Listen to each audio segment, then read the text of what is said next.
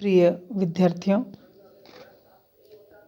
हम रक्तध्वज नाटक का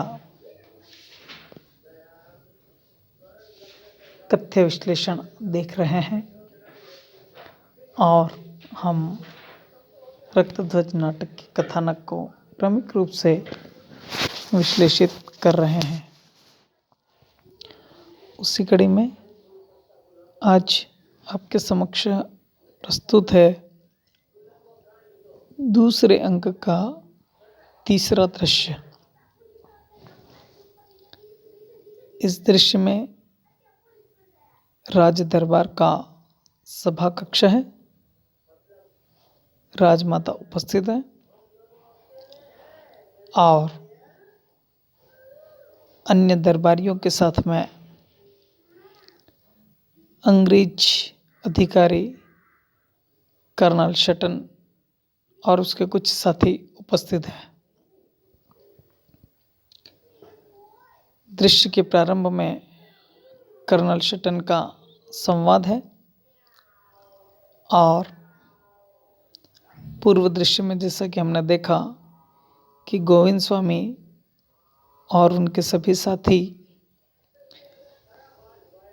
उनकी पहुंच या पकड़ में नहीं आते हैं और वह उस स्थान को छोड़ करके अन्य स्थान पर स्थानांतरित हो जाते हैं।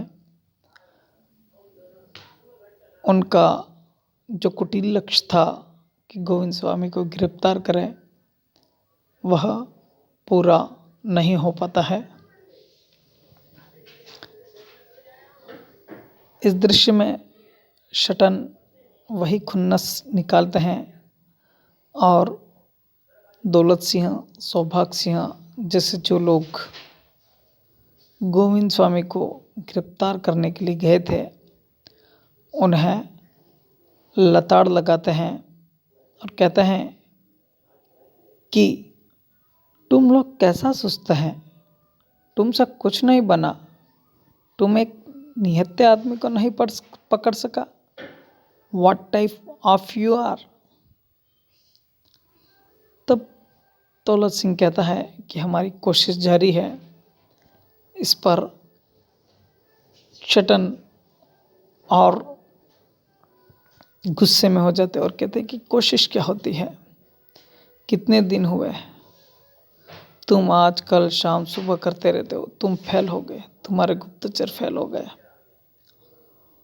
सौभाग्य सिंह उन्हें धीरज रखने का कहते हैं तो उस पर भी कर्नल शटन उखड़ जाते और कहते हैं क्या खाक धीरज रखे, वो अदना सा आदमी अकेला भगत गोविंदा, दूसरी ओर तुम्हारी फौज, पूरा लश्कर उसके पीछे पीछे, लेकिन सब बेकार।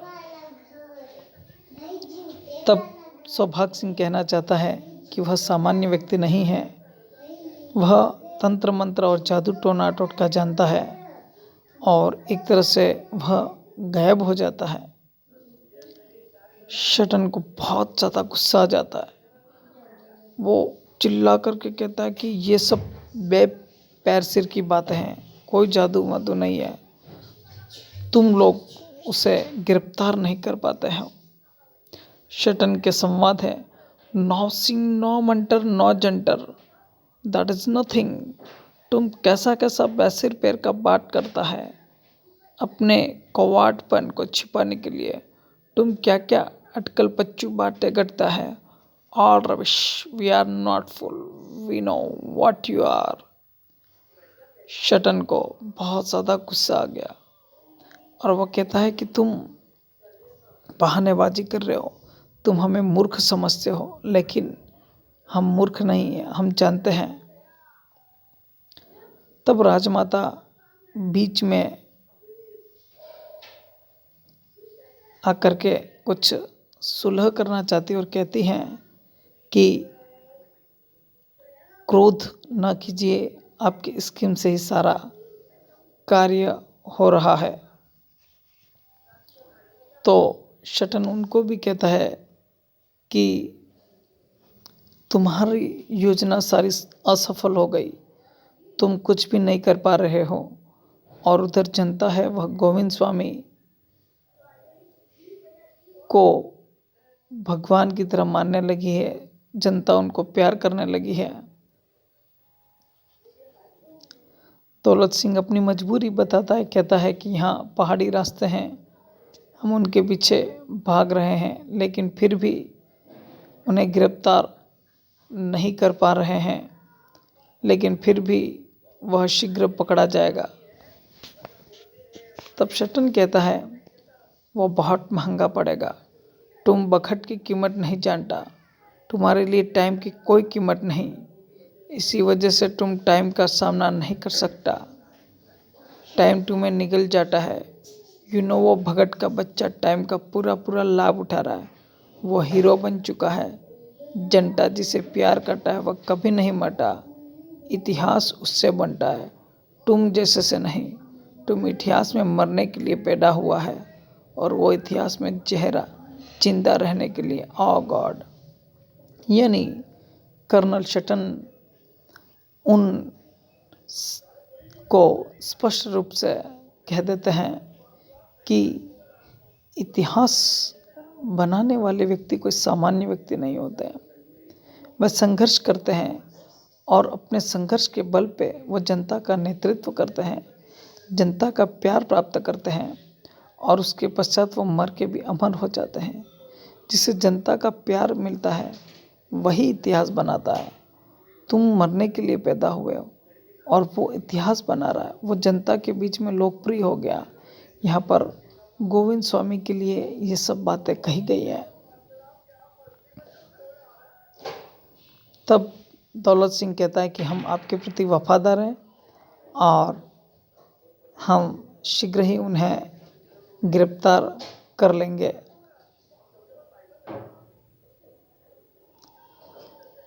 जयसिंह कहना चाहता है कि संप सभा में वो आने वाले थे और हमने पूरी गिरफ्तारी की प्लानिंग भी करी थी, लेकिन फिर भी वो वहाँ से निकल गए।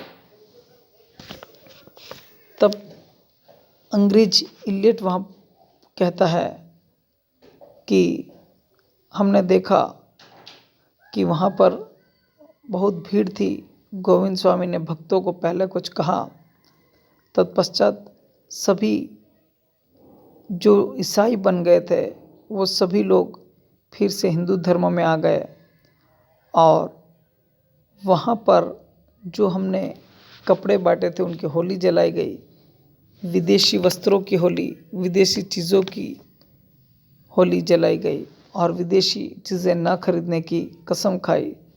इस प्रकार वे पूरी तरह से जागृत हो चुके हैं। तब शटन को गुस्सा आता है और वह राजमाता को कहता है कि आपके रहते ये सब कुछ क्यों हो रहा है।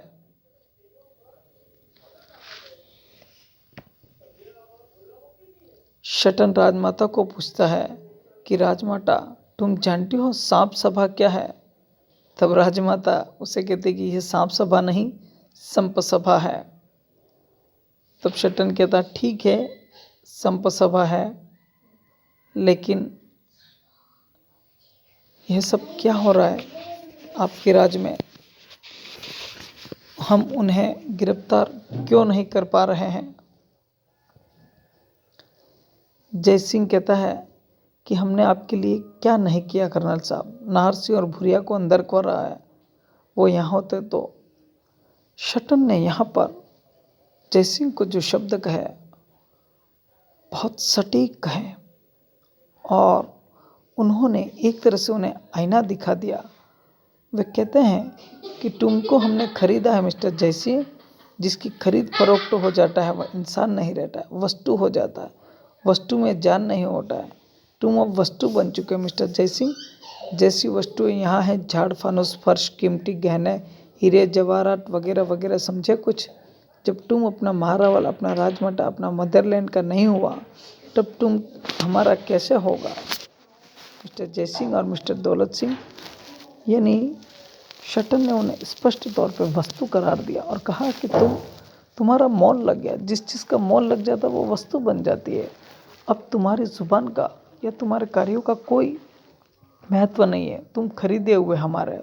जिस प्रकार यहाँ अन्य वस्तुएं पड़ी, इसी प्रकार की तुम भी वस्तु हो। और अब तुम सोच रहे हो कि हम तुम्हारा विश्वास करें। तुम अपनी धरती के नहीं हुए, अपनी राजमाता के नहीं हुए, तुम अपनी मातृभूमि के नहीं हुए, हम तुम्हारा कैसा विश्वास कर लें। तब राजमाता ने कर्नल शटन की ओर देखा और क्रोध से जयसिंह और दौलत सिंह की ओर देखते हुए कहा, थैंक यू मिस्टर कर्नल, आपने सही कहा। लेकिन शटन कहाँ मानने वाले थे। उन्होंने राजमाता को बहुत खरी खोटी सुनाई और स्पष्ट शब्दों में कहा कि राजमाता तुम भी उनके साथ हो, अब तुम्हारा कौन यकीन करेगा। तुमने अपने वतन, अपने मदरलैंड के साथ धोखा किया है। तुम्हें तुम्हारा वतन कभी मुआफ नहीं करेगा। यानी राजमाता को भी बिल्कुल स्पष्ट शब्दों में कह दिया कि ये जो धरती है, ये ज़मीन है, तुम इसके प्रति वफादार हो, तुम अपने लोगों के प्रति वफादार थी, लेकिन तुमने उनको ही, उनके साथ ही धोखा किया। ऐसा ही होता है जीवन में। जो धोखेबाज फरेबी लोग होते हैं, वो पहले लोभ लालच में हमें उनकी ओर मिलाने का प्रयास करते हैं, और जब मिल जाते हैं तब वे फिर हमें कहीं का नहीं छोड़ते हैं। यहाँ पर हम देखते हैं कि राजमाता जय सिंह, सौभाग्य सिंह, ये भी अब अपने आप को लूटे हुए से महसूस कर रहे थे। राजमाता को फिर भी गुस्सा आ जाता और वो कहते हैं कि राज मर्यादा में रहिए, राज दरबार की अपनी मर्यादा होती है। तो शटन उन्हें खरी खोटी सुनाता है, एक प्रकार से उनको आईना दिखाता है, और यूँ समझे कि वो उन्हें आसमान से ज़मीन पे ला पटकता है और कहता है, राजमाता आपको क्रोध अच्छा नहीं लगता, ये क्रोध बनावटी है, इसमें ज़मीन की गंध नहीं है, ज़मीर नहीं है। अब यदि तुम लोगों ने अपनी प्रजा के पास जाना भी चाहा तो वह तुम्हें मंजूर नहीं करेगा। तुम लोग चाहता है कि सम्मान के जियो तो होंठ सीकर हमारे साथ चुपचाप चलो, वरना तुम्हारी जगह नारसिंह या भुरिया के पास होगी।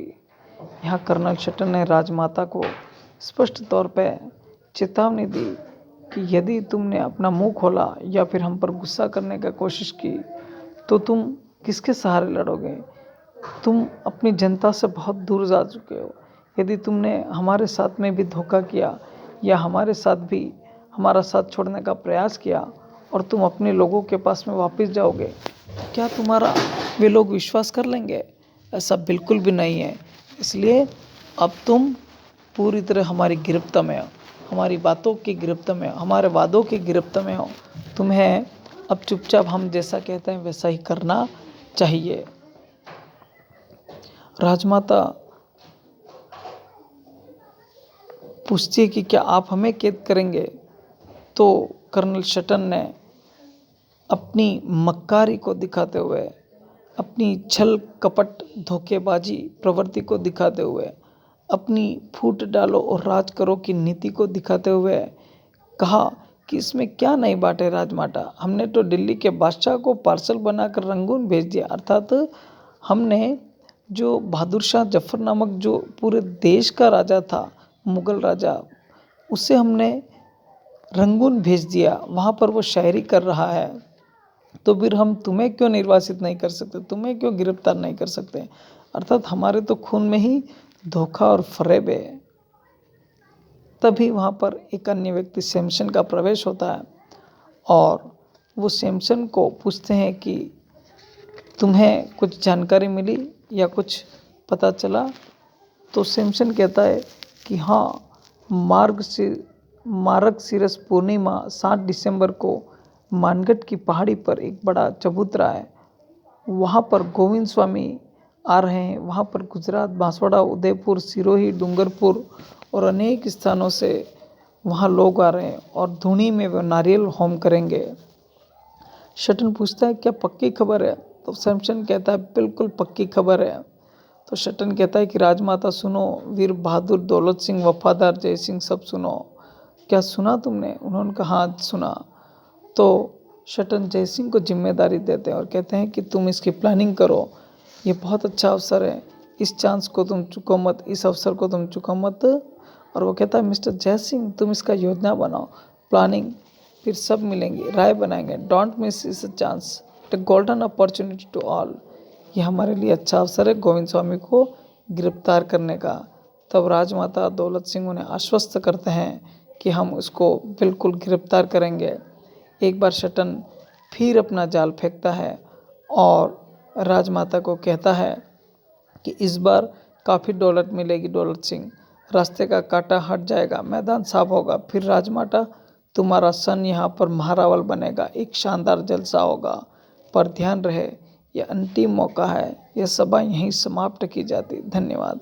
अर्थात राजमाता को अपने पुत्र को महारावल बनाने का एक बार फिर से कर्नल शटन ने झांसा दिया और इस प्रकार यहाँ पर यह अंक पूर्ण होता है और यह दृश्य भी पूर्ण होता है।